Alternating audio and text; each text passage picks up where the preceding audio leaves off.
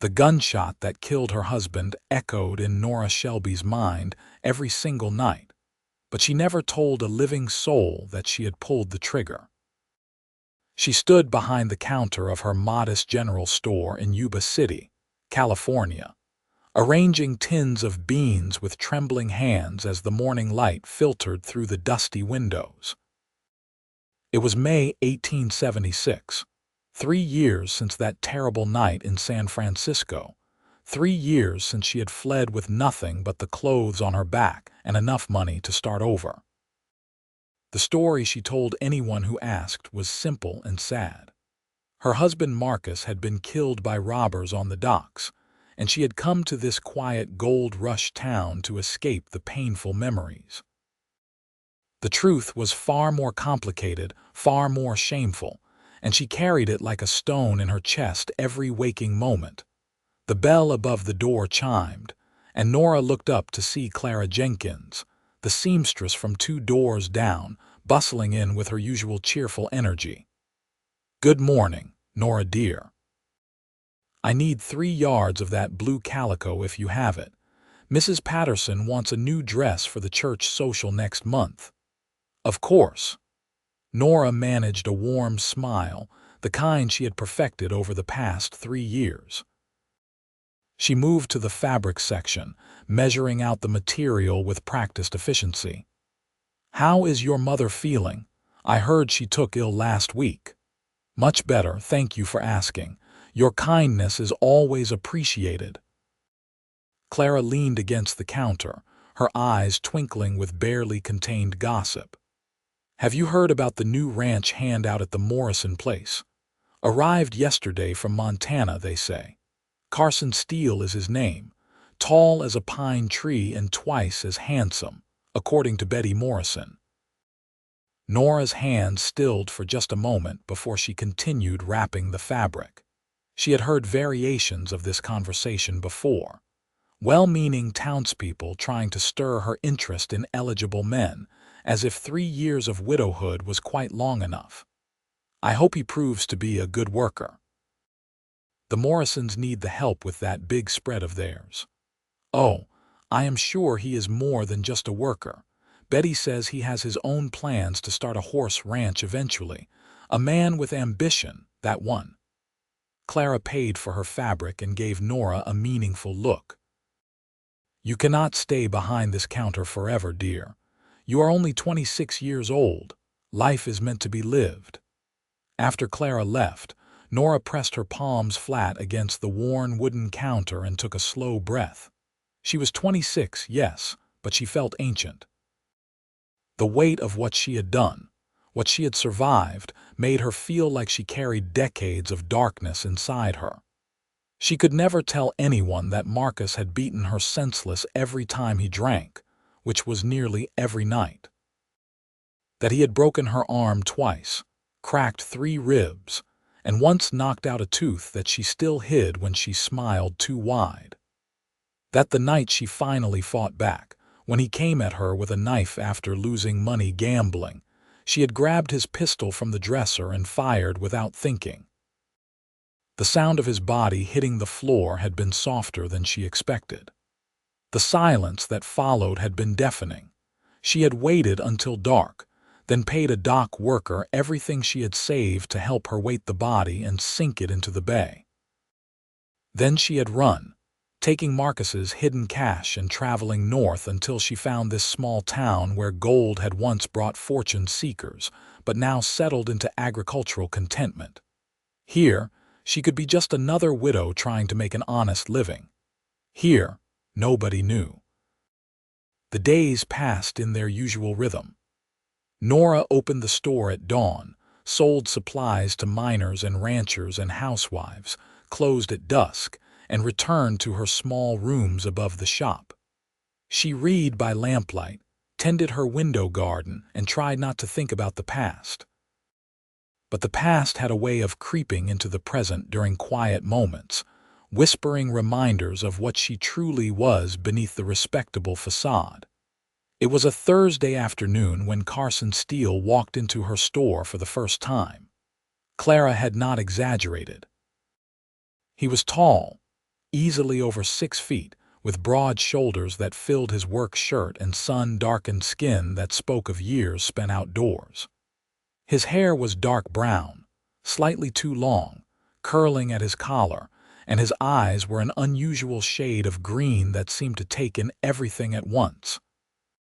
He moved with the easy confidence of a man comfortable in his own body, but there was something gentle in the way he removed his hat when he saw her. "Afternoon, madam.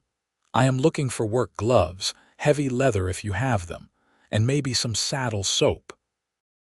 His voice was deep and quiet, with a Montana accent that softened his consonants. Nora found herself staring for a moment before she caught herself. "Certainly. The gloves are on that wall, and I will get the saddle soap from the back." When she returned, he was examining a pair of gloves carefully, testing the stitching with strong, capable hands. She noticed scarring on his knuckles, the kind that came from hard work and maybe a few fights. He caught her looking and offered a small smile that transformed his serious face into something warmer. "These will do fine. You run a good establishment here, Mrs. Shelby. You know my name."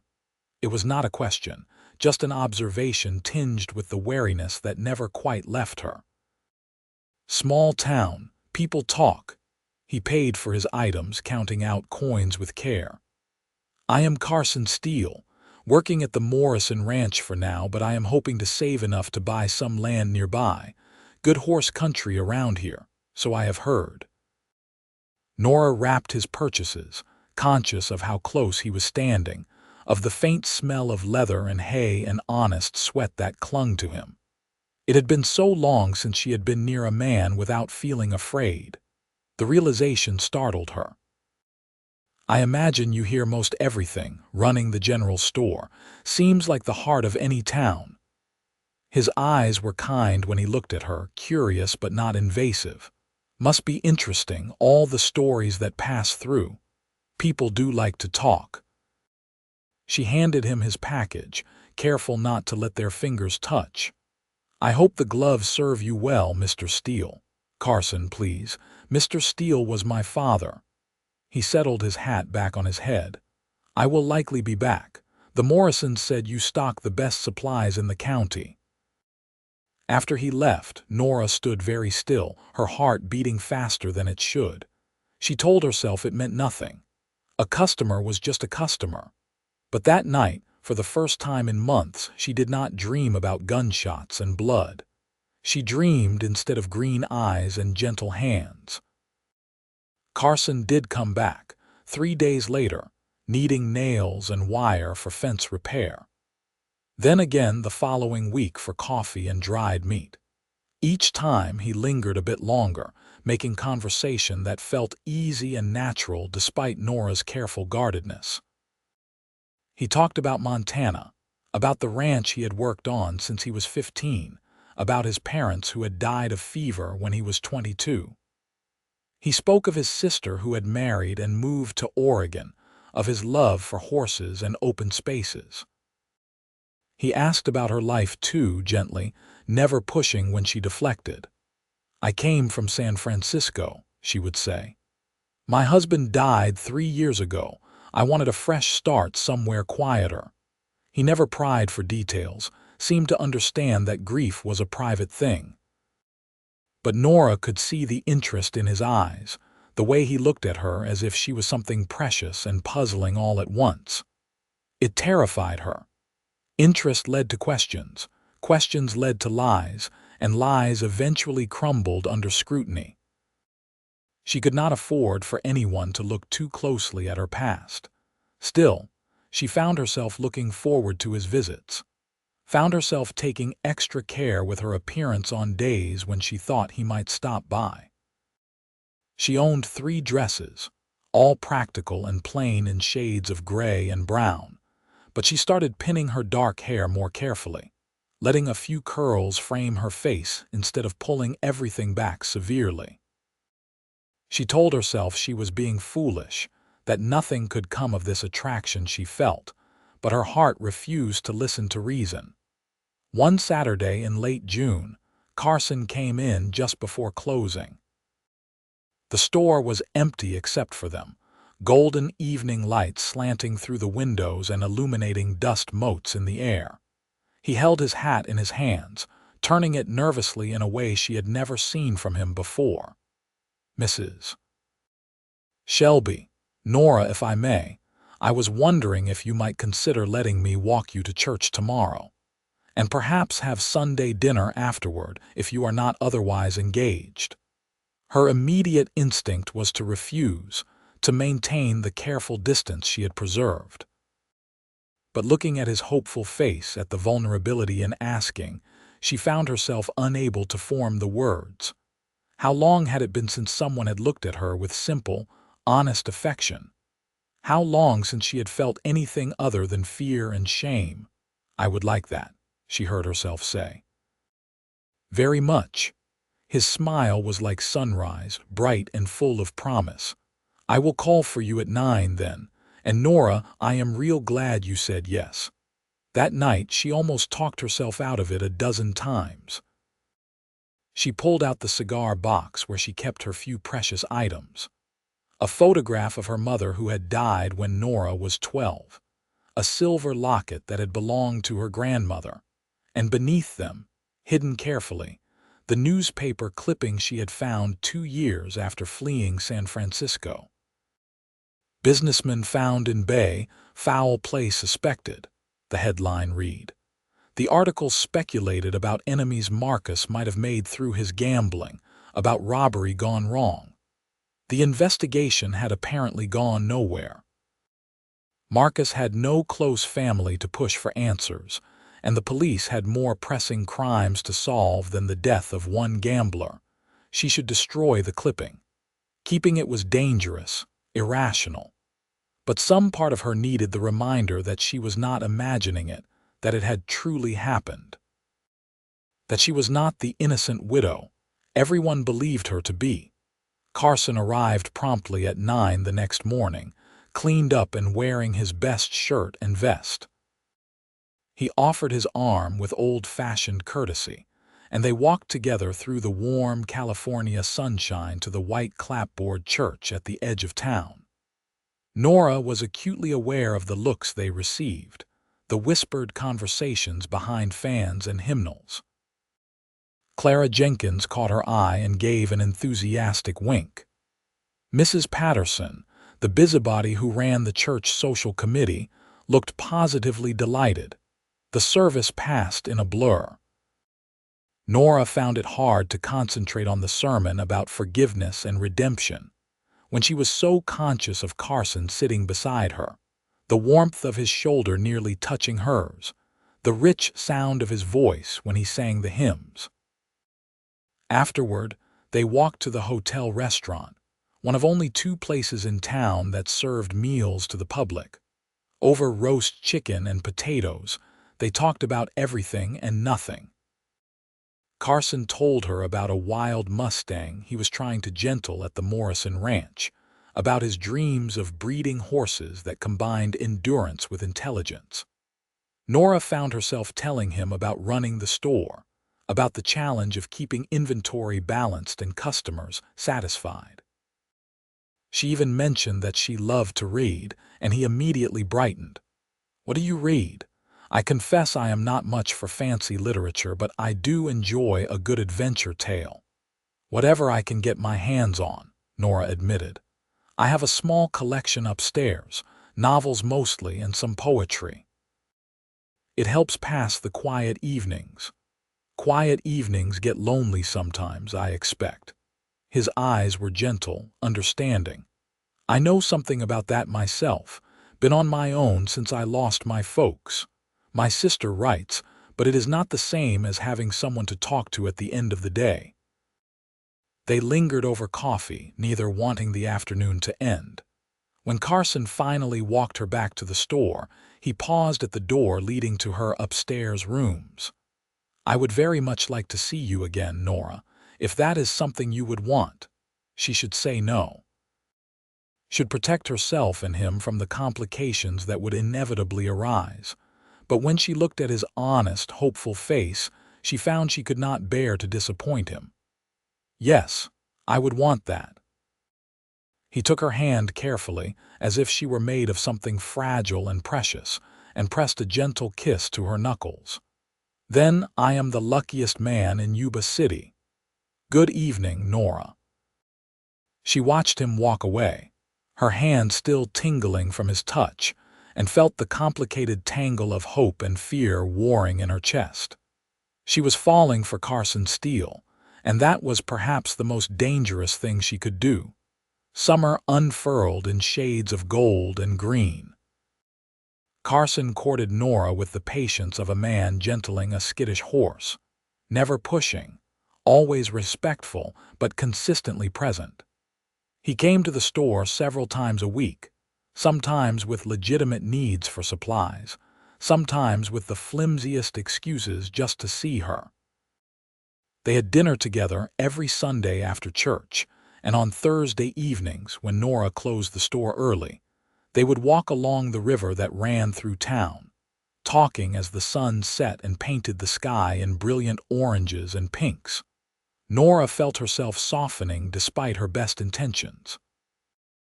Carson made her laugh with stories about the antics of the Morrison children and the stubborn horses he worked with. He listened when she talked, really listened, asking thoughtful questions and remembering small details she mentioned. He brought her wildflowers picked from the meadows, and once, a book of poetry he had ordered specially from Sacramento because she had mentioned liking Wordsworth. "You did not have to do this," she protested, touched beyond words as she paged through the beautiful volume. "I wanted to. You light up when you talk about books. I like seeing you happy." He ducked his head, almost shy.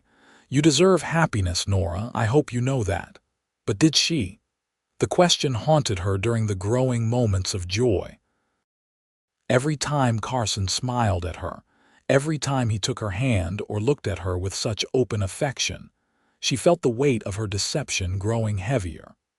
He was falling in love with a fiction, a carefully constructed widow who did not exist.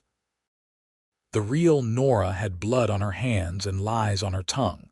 What would he think if he knew the truth? The question became more pressing in late August when Carson told her about his plans.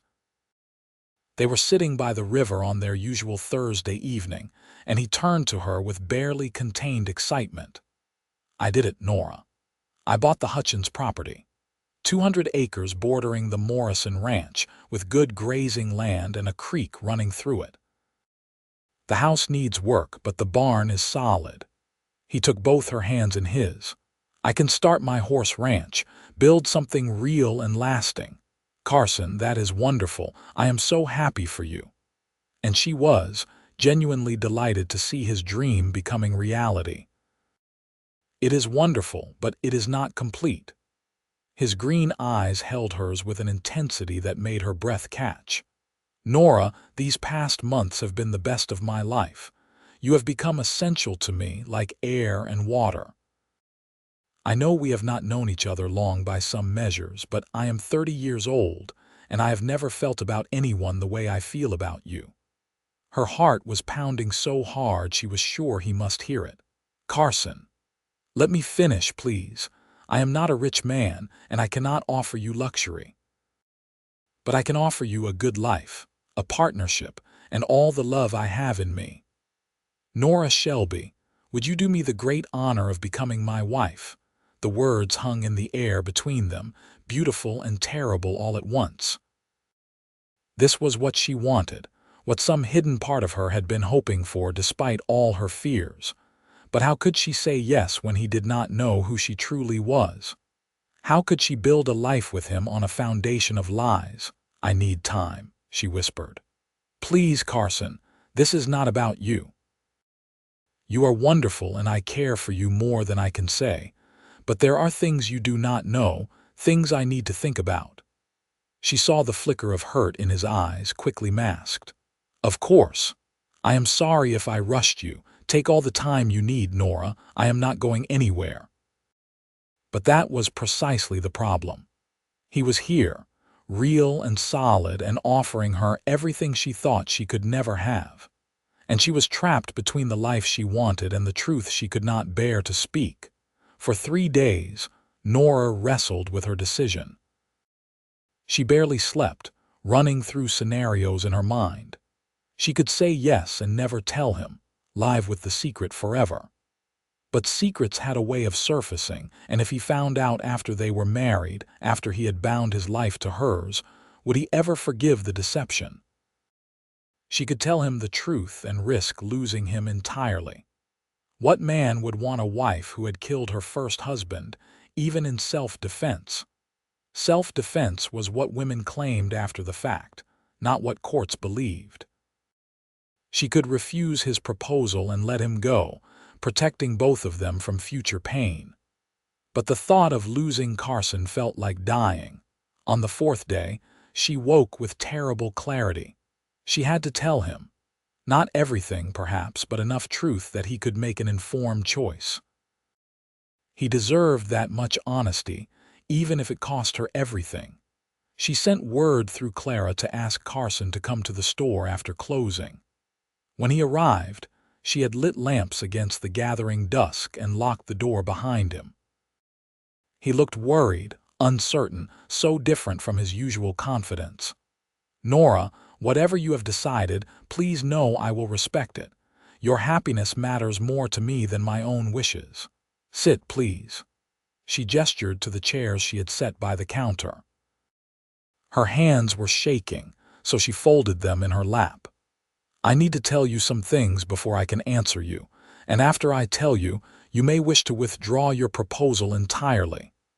I cannot imagine anything that would change how I feel about you." But he sat, his expression serious, giving her his full attention. Nora took a breath and began with the hardest words she had ever spoken.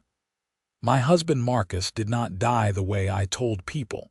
He was not killed by robbers. The truth is far worse."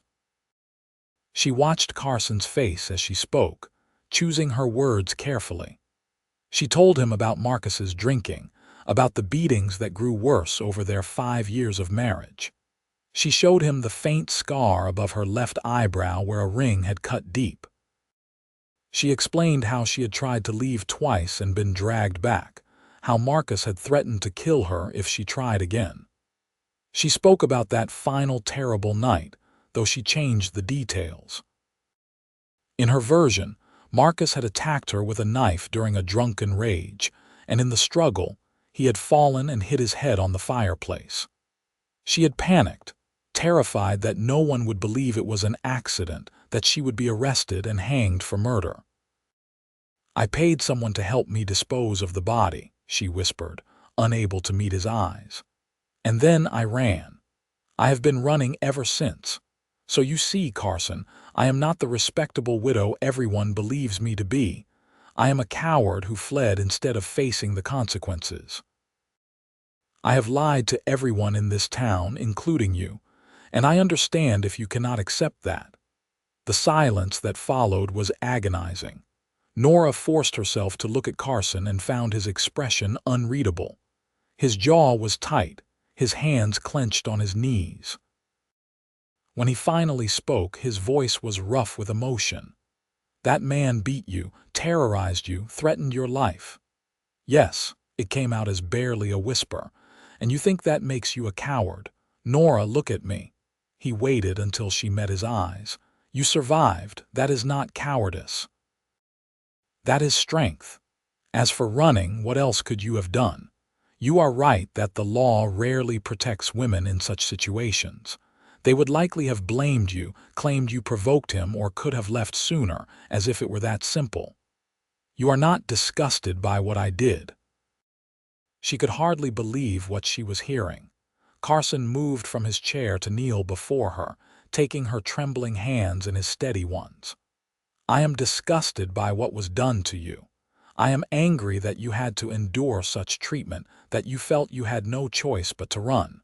But you, Nora, you are the bravest woman I have ever known. You rebuilt your entire life from nothing. You created a place for yourself here, earned the respect of this community. That takes courage I am not sure I could muster." Tears were streaming down her face now, and she could not stop them. "I thought you would hate me, turn away from me." "Never."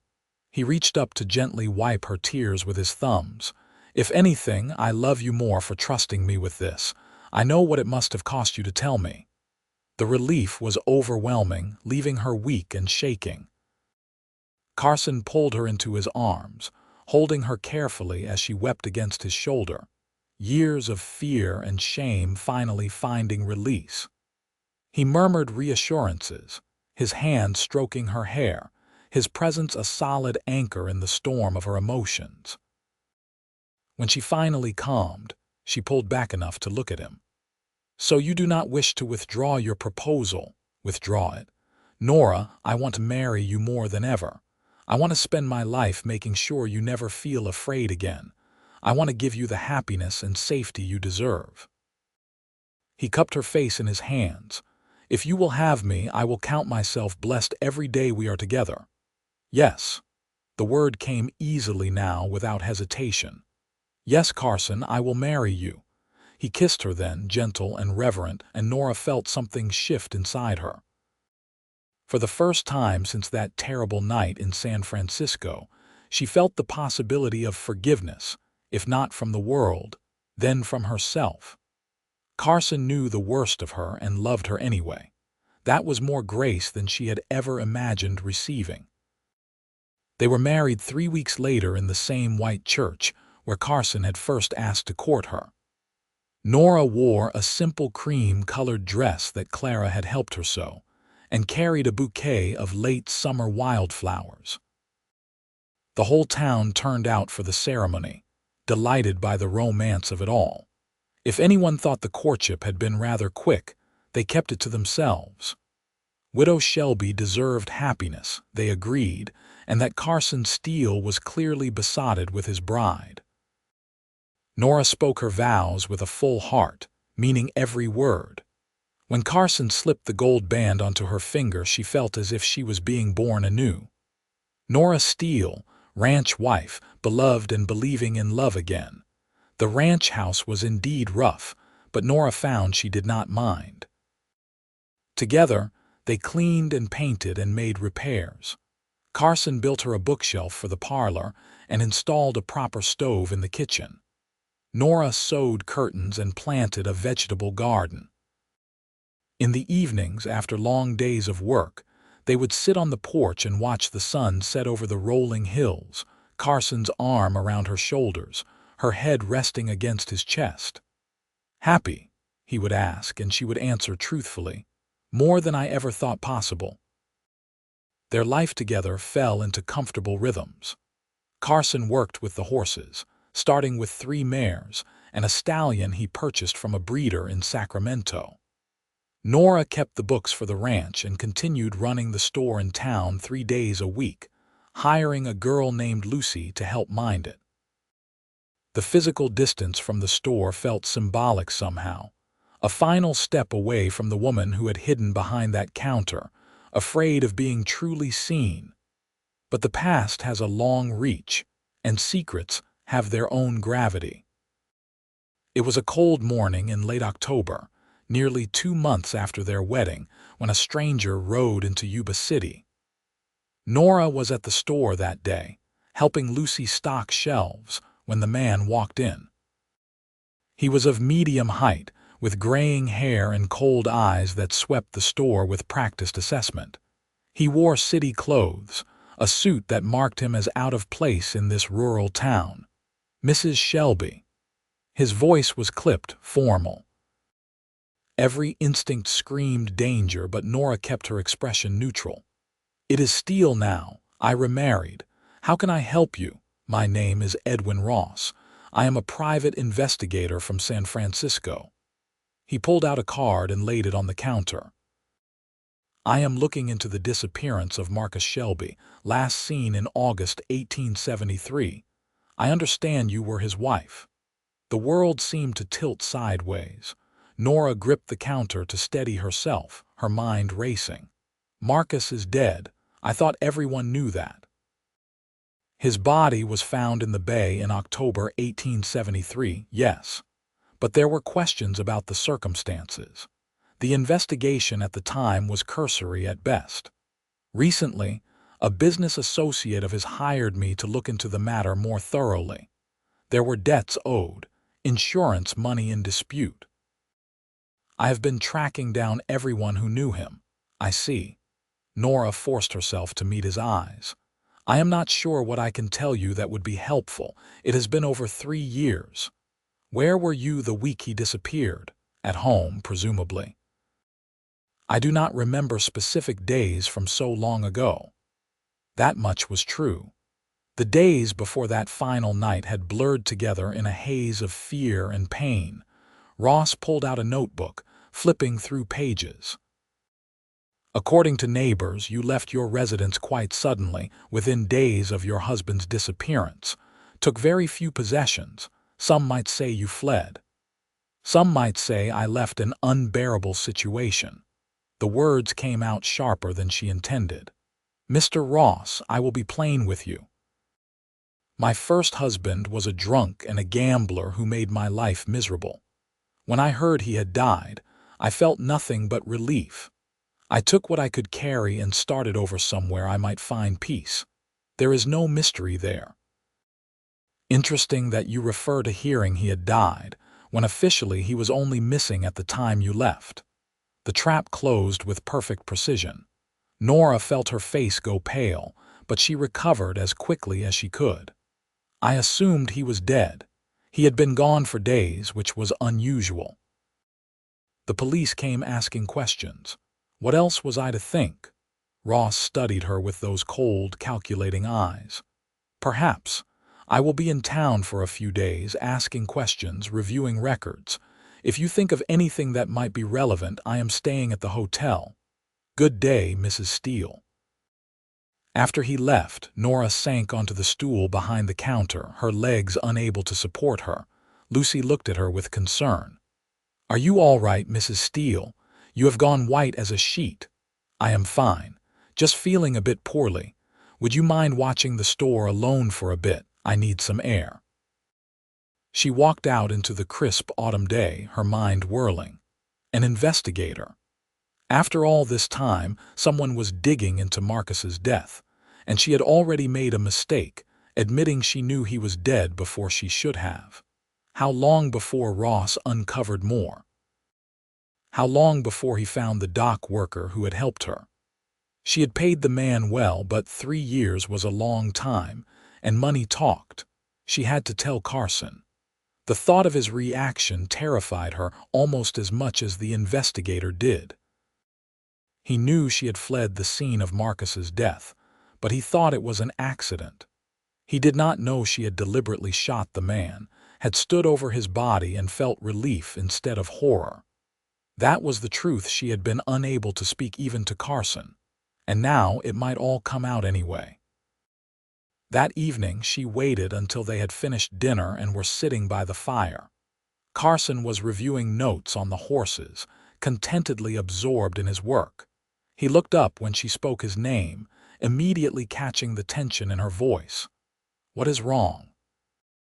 There was a man at the store today, a private investigator from San Francisco looking into Marcus's death. The words tumbled out quickly, and she saw Carson go very still. He asked questions. He knows I left right after Marcus disappeared. He is suspicious. Carson set aside his notebook and came to sit beside her on the settee, taking her hand. Tell me exactly what he said. She recounted the conversation, including her slip about knowing Marcus was dead. Carson listened without interrupting, his expression growing more concerned. When she finished, he was quiet for a long moment. Nora, I need you to tell me the absolute truth now. No editing, no softening. What really happened that night? Her throat closed with fear. This was the moment she had dreaded. Do you promise you will still love me no matter what I say? I promise. But I need to know everything if I am going to help you. So she told him. The real story, the one she had never spoken aloud. how Marcus had come home drunk and enraged after losing heavily at cards, how he had blamed her, accused her of spending his money on frivolous things, how he had grabbed a knife from the kitchen and come at her, screaming that he would cut the sass right out of her, how she had run to the bedroom and grabbed his pistol from the dresser drawer, how she had meant only to threaten him to make him stop, but he had kept coming, lunging at her with the knife, how she had pulled the trigger without consciously deciding to do it, acting on pure instinct and terror. "It happened so fast," she whispered. One moment he was alive and screaming, and the next he was on the floor, bleeding. I knew no one would believe me. I had no marks on me that night because he had not had time to hurt me yet. It would look like murder, plain and simple.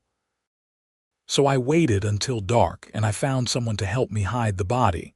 And then I ran. Carson's face was unreadable. He stood and walked to the window, staring out into the darkness. Nora felt her heart breaking as the silence stretched. She had lost him. She had finally told the complete truth, and it was too much for him to bear. When he finally spoke, his voice was tight with emotion. "You shot him." "Yes." "Because he came at you with a knife." "Yes." "After years of beating you, terrorizing you, making your life hell." "Yes."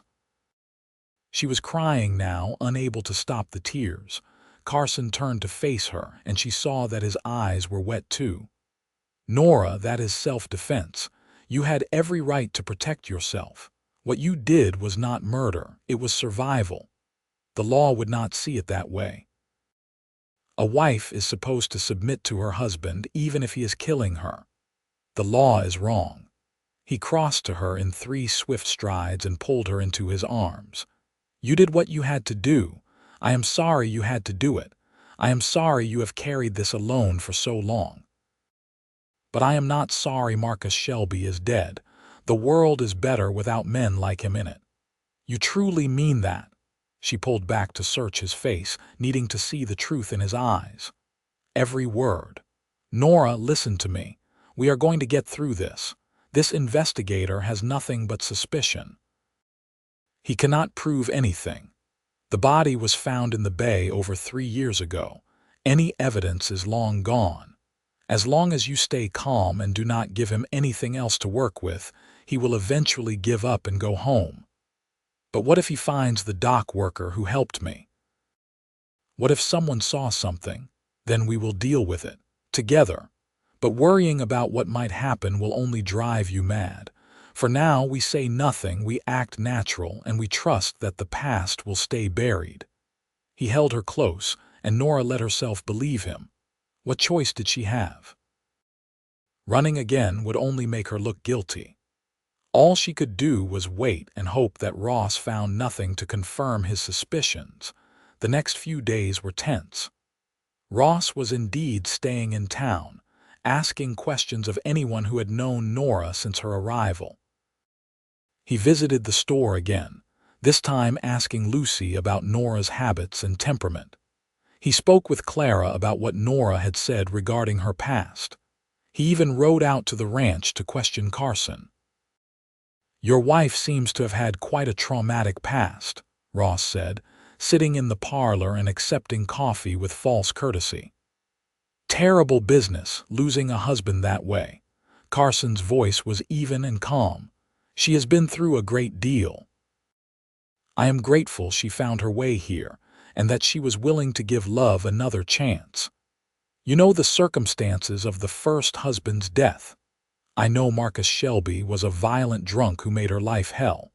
I know he died and freed her from that nightmare. Beyond that, it is not my business or yours to pry into a grieving widow's past, even if that widow might have had something to do with his death. That is a serious accusation to make without proof, Mr. Ross. My wife is a good, honest woman. If you have actual evidence of wrongdoing, present it. Otherwise, I will ask you to leave her alone. She has done nothing but try to build a decent life for herself." Ross studied Carson with those cold eyes. "You are very protective of her. I hope that loyalty is not misplaced." After Ross left, Carson came to find Nora in the kitchen where she had been hiding. He has nothing. He is fishing, hoping to rattle you into saying something incriminating. Do not give him the satisfaction. But the stress was taking its toll. Nora barely slept, jumping at every unexpected sound. She lost weight, unable to eat properly. Her hands shook when she tried to work at the store, and finally Carson insisted she stay home at the ranch until Ross left town. "I will not have you making yourself ill over this. Lucy can mind the store for a week or two. You need to rest." "I cannot rest. Every time I close my eyes, I see Marcus falling, I hear the gunshot. What if everything we have built here is destroyed because of what I did?" Carson pulled her into his arms, his hand stroking her hair. "Then we will rebuild somewhere else. Nora, you are what matters to me. Not this ranch, not this town. You. Wherever you are, that is my home. Do you understand?" His unwavering support should have comforted her, but instead it made her feel more guilty. He was willing to sacrifice everything for her, and he was an innocent man whose only crime was loving the wrong woman. On the 5th day of Ross's stay in Yuba City, everything came to a head. Nora was at the ranch alone, Carson having gone to town for supplies, when Ross rode up to the house. She watched through the window as he dismounted, her heart pounding with dread. She considered not answering the door, but that would only look suspicious. So she wiped her hands on her apron and opened the door before he could knock. "Mr. Ross, my husband is not here. Actually, Mrs. Steele, it is you I came to see. May I come in? I have something to show you." Every instinct said to refuse, but what choice did she have? She stepped back and let him enter, leading him to the parlor with reluctant courtesy. Ross sat in Carson's chair, and the presumption of it made her angry in addition to afraid. "What did you want to show me?" She remained standing, unwilling to appear relaxed in his presence. Ross pulled a folded paper from his jacket. "I have been doing research into the night your husband died. The police report mentions that a dock worker named Thomas Kane claimed to have seen a woman matching your description in the area where the body was later found. He initially told police he saw her with a large bundle, but he recanted the next day, said he had been drunk and mistaken. The investigating officer made a note that Kane seemed frightened and suddenly had new money to spend.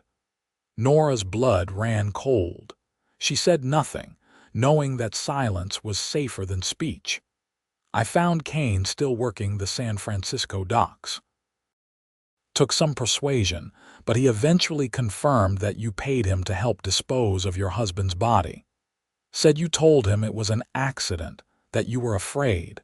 He felt sorry for you, but the amount you paid helped ease his conscience. Do you have any proof of these accusations?" Nora was amazed at how steady her voice sounded when inside she was screaming. "I have Kane's sworn statement, taken before a magistrate. That is enough to bring formal charges. I have already telegraphed the San Francisco police. They are sending a marshal to take you back for trial." The world seemed to stop. This was it then. The reckoning she had always feared was finally here. "When he should arrive tomorrow, I wanted to give you the courtesy of knowing beforehand. If you cooperate, things will go easier for you." Ross stood, tucking the paper back into his jacket. "I do feel some sympathy for you, Mrs. Steele. From what I have learned, Marcus Shelby was not a good man, but justice must be served, even for bad men killed by desperate women." After he left, Nora sat very still in the silent house. She had perhaps 24 hours before the marshal arrived. She could run again, but where would she go? How far could she get before they caught her? And what would happen to Carson if she fled? Would they think he had helped her, charge him as an accomplice? No, she could not do that to him. He deserved better than to have his life ruined by her past. Better to face this alone, to take whatever punishment came and free him from the burden of her sins.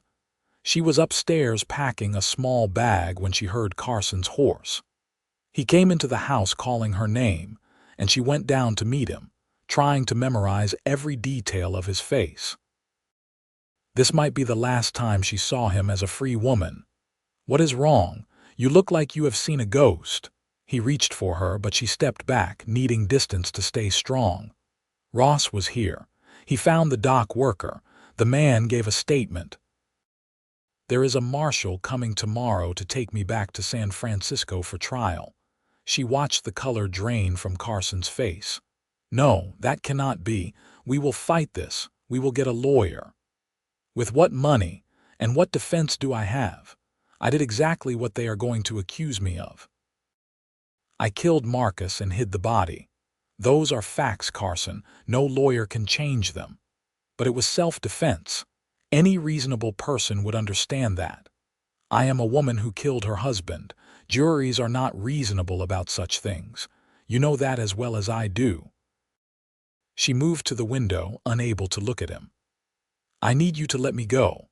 When the marshal comes, I will go quietly. I will tell them you knew nothing, that I lied to you about everything.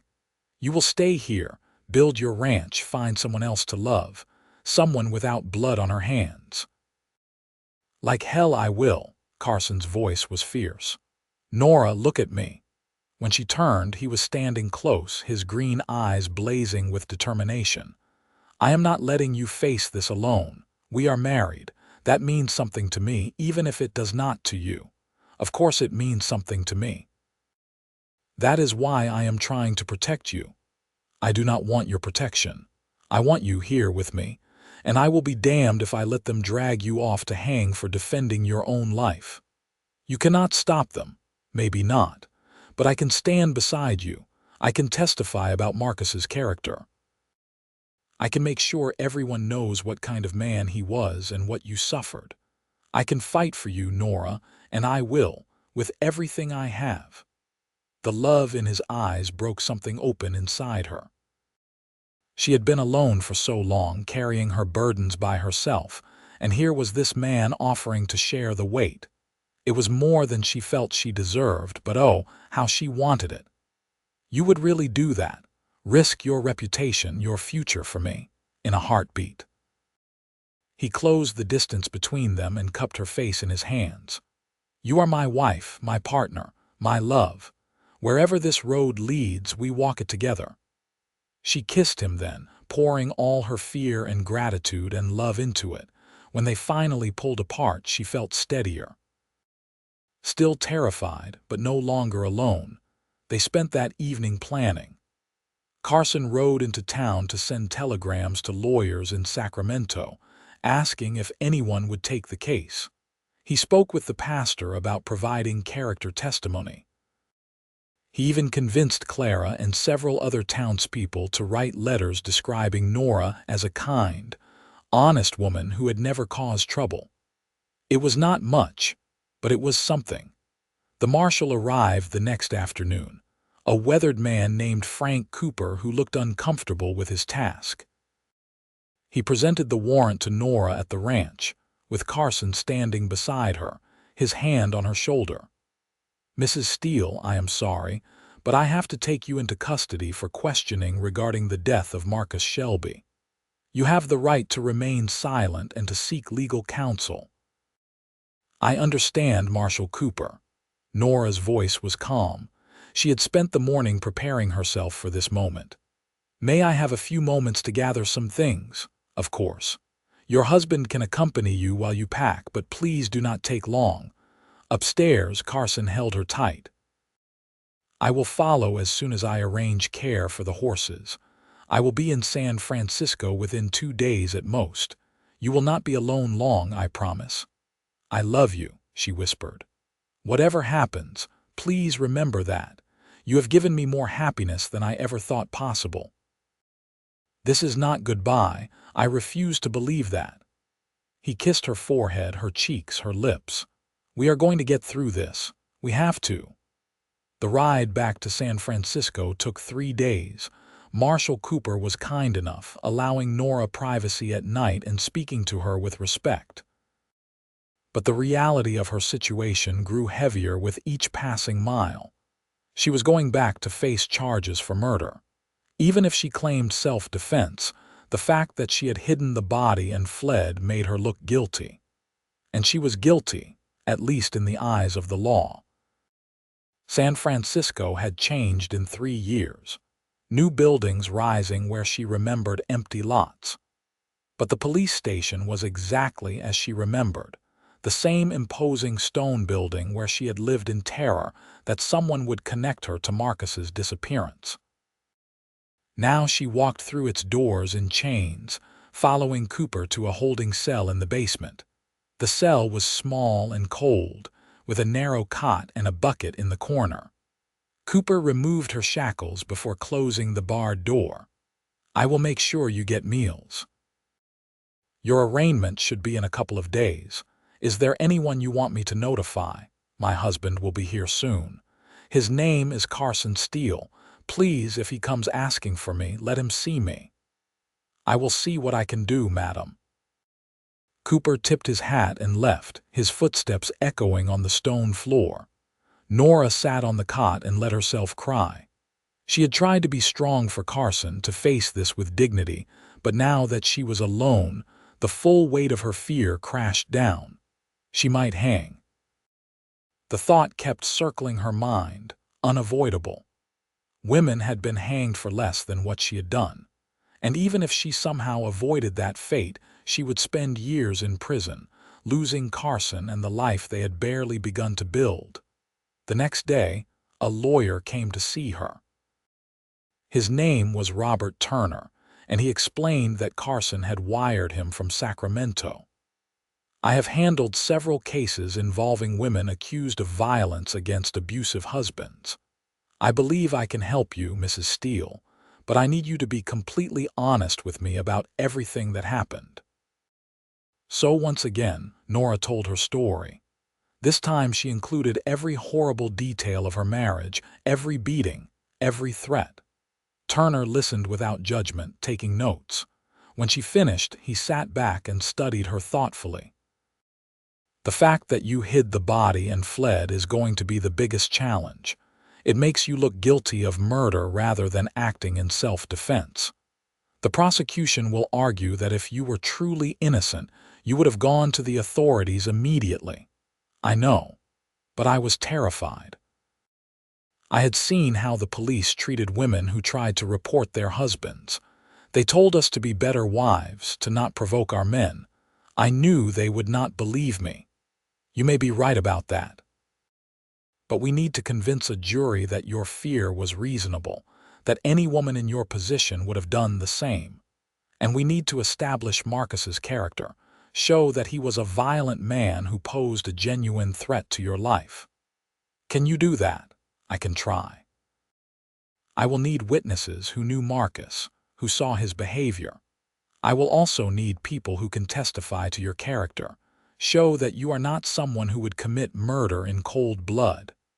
Carson is bringing letters from people in Yuba City, and he will testify about what I told him." Turner nodded. "That will help. The fact that you confided in your new husband shows you were not trying to hide from your conscience, only from a legal system you feared would not protect you." The arraignment was brief and terrifying. Nora stood before the judge, her hands shaking as the charges were read. 1 count of murder in the 1st degree. She pleaded not guilty, her voice barely above a whisper. The judge set bail at an amount that might as well have been $1 million. She was remanded to custody to await trial.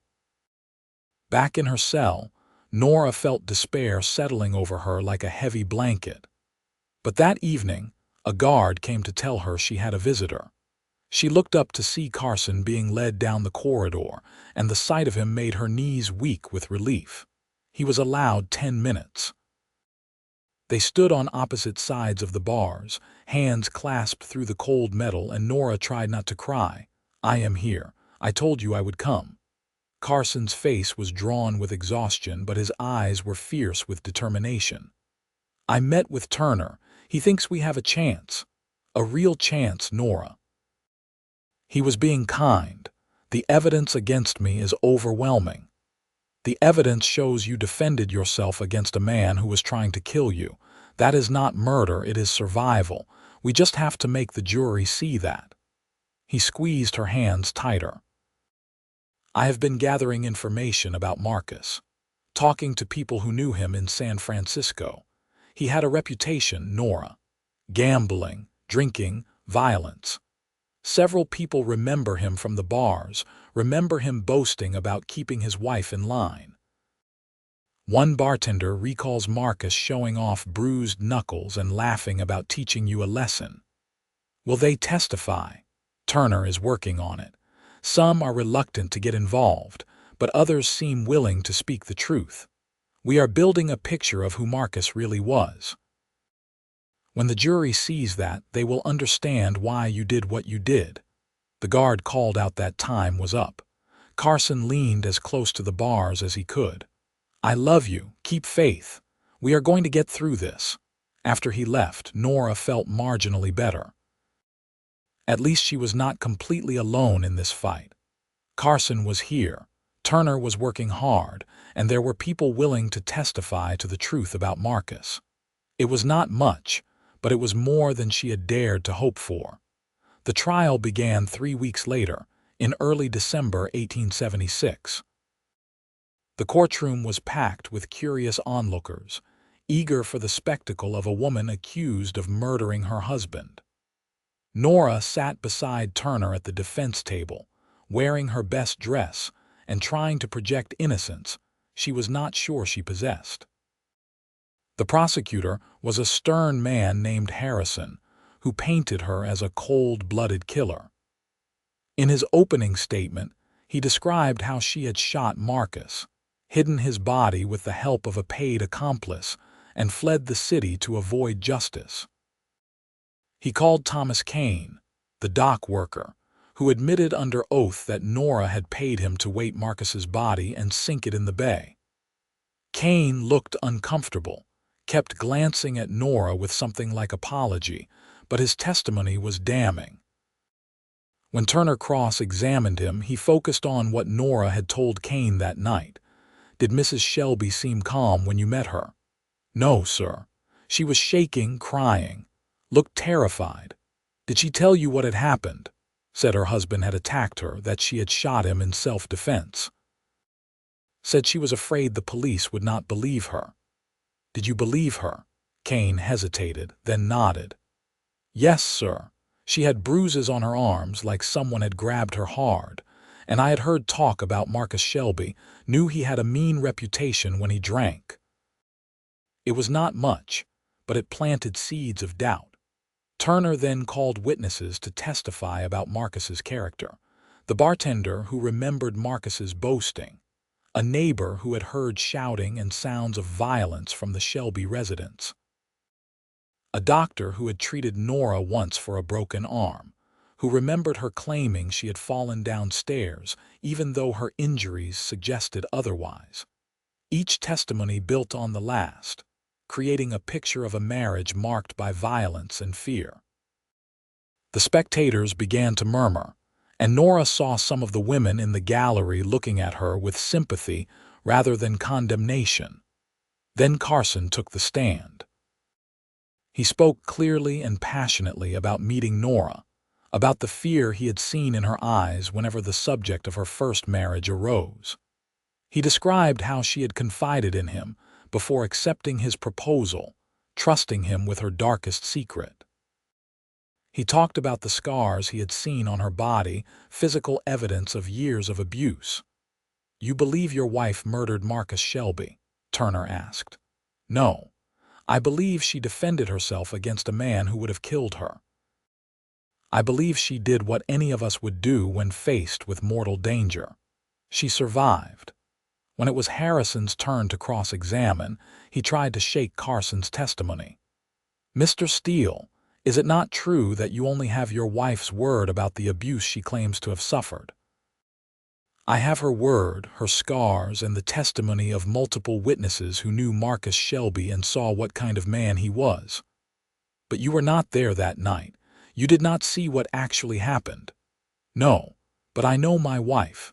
I know her character, her kindness, her gentleness. She is not a killer, Mr. Harrison. She is a survivor." The courtroom erupted in whispers, and the judge had to call for order. Harrison looked frustrated, and Nora felt a flicker of hope. Finally, it was her turn to testify. Turner had prepared her extensively, but nothing could truly ready her for the experience of sitting in that witness box, feeling the eyes of dozens of strangers on her, knowing her life hung in the balance. Turner led her through her story gently. She described meeting Marcus when she was 18, how charming he had seemed at first, how the drinking and violence had started gradually, escalating over the years. She spoke of the broken bones, the black eyes she had hidden with cosmetics, the threats that kept her paralyzed with fear. She told them about the night he attacked her with the knife, about grabbing the pistol in pure panic. "I did not mean to kill him," she said, tears streaming down her face. "I just wanted him to stop. I wanted to feel safe in my own home. But when I pulled the trigger and saw him fall, I knew no one would believe me. I knew I would be arrested, hanged, called a murderer. So I ran. I ran because I wanted to live." "Why should this jury believe you, Mrs. Steele?" Turner asked gently. "Because it is the truth. I have lived with the weight of what I did every day for 3 years. I have been afraid, ashamed, certain I was damned. But I am not sorry Marcus is dead. I am only sorry that the law gave me no other way to be free of him." Harrison's cross-examination was brutal. He hammered at her decision to hide the body, to flee, to lie about what happened. He suggested that she had wanted Marcus's money, that the shooting was premeditated. But Nora held firm, repeating again and again that she had acted in self-defense, that she had been terrified and desperate. When both sides had finished presenting their cases, the jury retired to deliberate. Nora was taken back to her cell to wait, with Carson and Turner promising to come as soon as there was news. The jury deliberated for 2 days. 2 days of Nora pacing her small cell, unable to eat or sleep, replaying the trial in her mind and trying to guess which way the verdict would fall. Turner visited to say he thought it could go either way, which was better than he had hoped at the start, but far from reassuring. On the afternoon of the second day, word came that the jury had reached a verdict. Nora was brought back to the courtroom, her legs barely supporting her. Carson was there in the front row, and she focused on his face, drawing strength from his steady presence. The judge entered, and everyone rose. Then the jury filed in, 12 men with serious faces. Nora could not read their expressions, could not tell if they saw her as a murderess or a victim. "Has the jury reached a verdict?" the judge asked. "We have, Your Honor." The foreman stood, holding a piece of paper. "In the matter of the state of California versus Nora Steele, on the charge of murder in the first degree, we find the defendant not guilty." The courtroom erupted. Nora heard Carson shout with joy, heard Turner beside her saying, "We did it, we did it." But she could not quite process what had happened. Not guilty. They had believed her. They had seen the truth of what Marcus had been, what she had endured, and they had declared her innocent. The judge banged his gavel for order. "Mrs. Steele, you are free to go. This court is adjourned." Nora stood on shaking legs as Turner unlocked the shackles from her wrists. Then Carson was there, lifting her off her feet, holding her so tight she could barely breathe. She clung to him and sobbed, all the terror and tension of the past weeks pouring out in a flood of relief. "It is over," Carson murmured into her hair. "It is finally over. You are free, Nora, free." They left San Francisco the next day, eager to put the city and its memories behind them. The journey back to Yuba City felt entirely different from the trip in the opposite direction.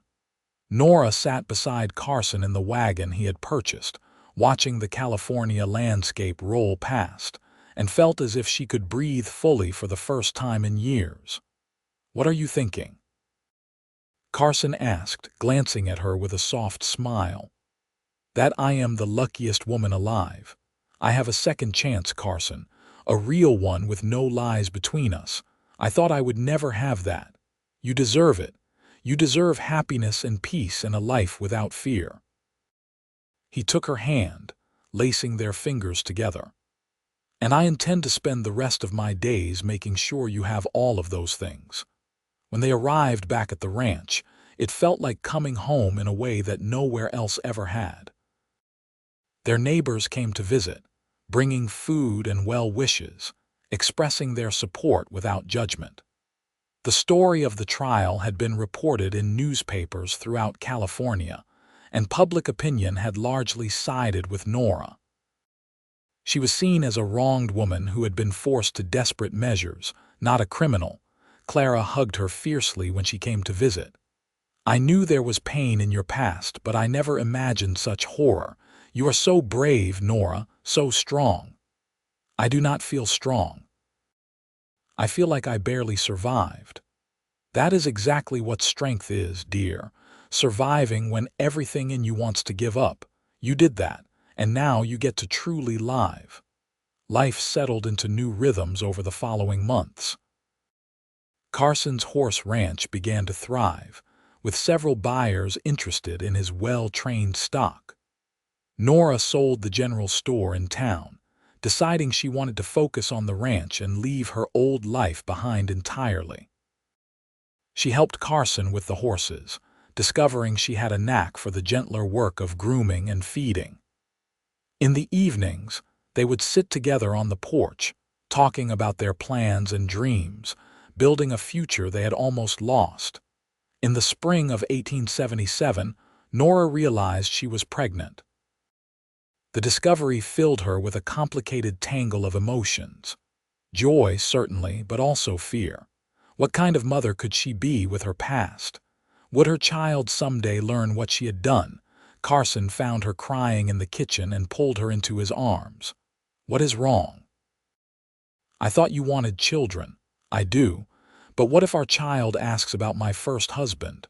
What do I say?" "We tell the truth when the time is right. That you were married to a bad man who hurt you and that you had to defend yourself. Our children will grow up knowing their mother is brave and strong and capable of protecting those she loves.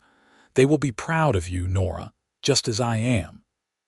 Their son was born in November, healthy and loud and perfect. They named him James after Carson's father. Holding the tiny bundle in her arms, Nora felt something shift deep inside her. This child was the future, proof that life continued, that joy could grow even from soil darkened by pain. 2 years later, a daughter arrived whom they named Sarah. Then another son, then another daughter. The ranch prospered as their family grew, and Nora found contentment in the daily work of raising children and building a life. She never forgot what she had done, never stopped carrying a measure of sorrow for the woman she had been forced to become. But she also learned to forgive herself, to accept that survival sometimes required terrible choices. Carson kept his promise to make her feel safe and loved every single day. He never treated her as fragile or damaged, but rather as his equal partner. They weathered droughts and difficult years, celebrated good harvests and successful horse sales. They grew old together, surrounded by children and eventually grandchildren, their love deepening with each passing year.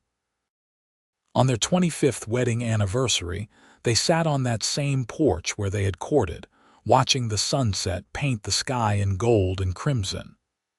Nora leaned against Carson's shoulder, his arm around her waist, and felt profound gratitude for the life they had built. "You ever regret it?" she asked quietly. Marrying a woman with such a dark past, Carson turned to look at her, his green eyes still as warm and loving as they had been that first day in her store. "I regret that you had to suffer. I regret that the world was so cruel to you that you had no choice but to fight back." but regret marrying you. Never. You are the best thing that ever happened to me, Nora Steele. You made me believe in love, in second chances, in the power of forgiveness. I would not trade a single day with you, not even the hardest ones." She kissed him then, soft and sweet, a kiss that held 25 years of love and trust and partnership. "I love you. I will love you until my last breath and beyond. And I love you, always and forever."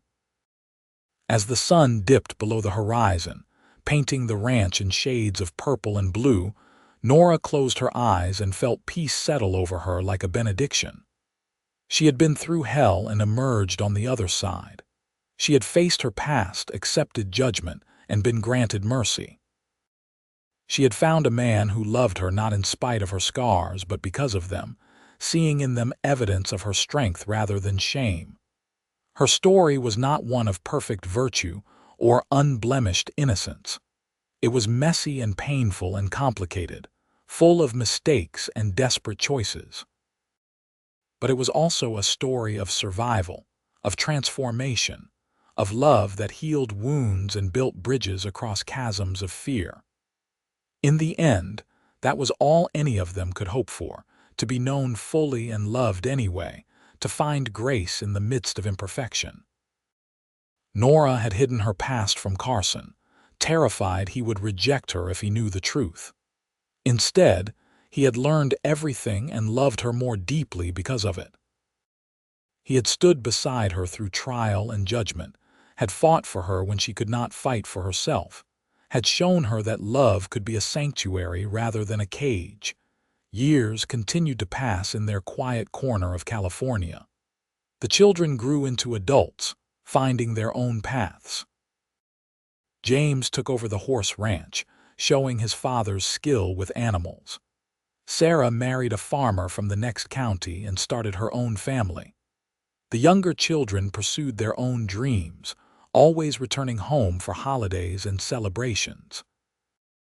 Carson's hair turned gray, then white, but his eyes remained sharp and his love for Nora never wavered. They celebrated 40 years of marriage, then 45. When Carson passed peacefully in his sleep at the age of 75, Nora grieved deeply but without regret. They had been given more than either had dared to hope for. Decades of love and partnership and joy. She lived another 5 years, surrounded by children and grandchildren who adored her. She told them stories of the early days of the ranch, of their grandfather's gentle strength and unwavering love. When her grandchildren were old enough to understand complexity, she told them about her first marriage too, not in graphic detail but with honest acknowledgement of pain survived and lessons learned. "Bad things happen to good people," she would say. "And sometimes surviving requires us to do things we wish we did not have to do. But that does not make us bad, it makes us human. What matters is how we live afterward, what we build from the ashes." When Nora Steele died in her sleep at the age of 81, the town of Yuba City mourned a woman they remembered as kind, strong, and deeply loved. Her children and grandchildren gathered to celebrate a life well lived, full of love and courage and grace. They buried her beside Carson under an oak tree on the ranch. 2 headstones side by side marking the resting place of a love that had defied circumstances and endured beyond death. The ranch continued under James's capable management, passed down through generations as a testament to what Carson and Nora had built together. And sometimes, on quiet evenings when the sun set in brilliant colors over the California hills, family members would gather on that old porch and tell stories about the remarkable woman who had found redemption in unexpected places, who had transformed tragedy into triumph, who had proven that love could indeed conquer all, even the darkest of pasts. Nora's story became a family legend, told and retold, a reminder that people were more than their worst moments, that grace and forgiveness were possible even in the most desperate circumstances. She had hidden her past from the cowboy who loved her, terrified of rejection, only to discover that true love saw beyond secrets to the person underneath. Carson had learned her darkest truth and loved her more deeply because of it, seeing in her not a murderer but a survivor, not a criminal but a woman who had fought for her right to live. In the end, that was the greatest gift they gave each other, the freedom to be fully known and completely loved. Their story was not neat or simple, but it was real and true and ultimately triumphant.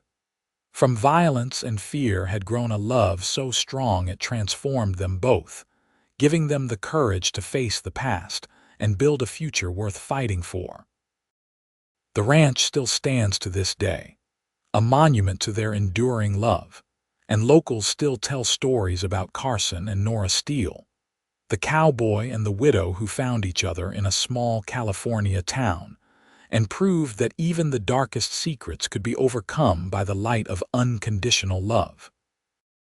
Their legacy lived on in children and grandchildren and great-grandchildren who carried forward the lessons learned from lives well lived, love freely given, and grace abundantly shared.